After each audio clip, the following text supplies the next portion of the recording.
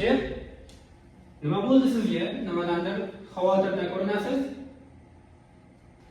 Ko'rmasam hozirgina kartani kattagina pul bor edi. Telefonimga SMS kelganda kartani kirib qarasam ham pul ish bo'lgan ekan. Endi nima qilishni bilmay o'tiribman. Aynan shu masala bo'yicha men sizga ma'lumot to'plab kelganman-da. Hozir batafsil tushuntirib beraman. Xo'sh, qani tushuntirchi, qani masala ekan? Qarang shef. Siz aytayotgan hozirgi vaziyat kiberjinoyatchilik deb nomlanadi. Kiberjinoyatchilik xalq tilida aytganda insonlarni ko'zbo'yamachilik bilan yoki ularga tajovuz qilish orqali ularning mol-mulkini o'zlashtirish yoki ularga xavf tug'dirish hisoblanadi. Bu faoliyat asosan virtual olamda, ya'ni ijtimoiy tarmoqlar orqali amalga oshiriladi. Qanday qilib desangiz, hozir tushuntiraman.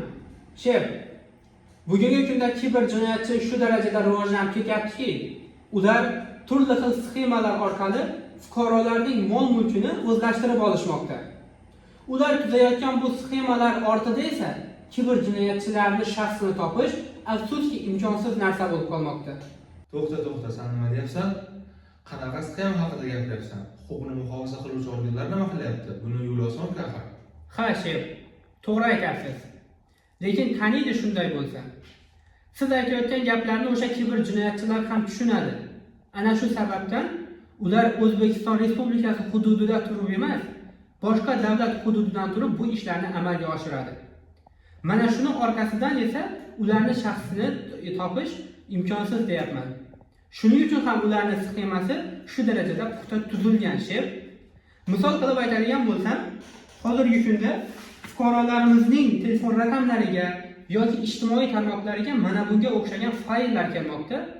Bizning soddagina xalqimiz esa ushbu faylga ishonib, uni ichiga kirib ko'radi va bu natijasida kiberjinoyatchilar fuqarolarning telefon raqamlariga yoki ijtimoiy tarmoqlariga bemalol ulanib olishmoqda va ularning nomidan xohlagancha harakatlarni amalga oshirishmoqda.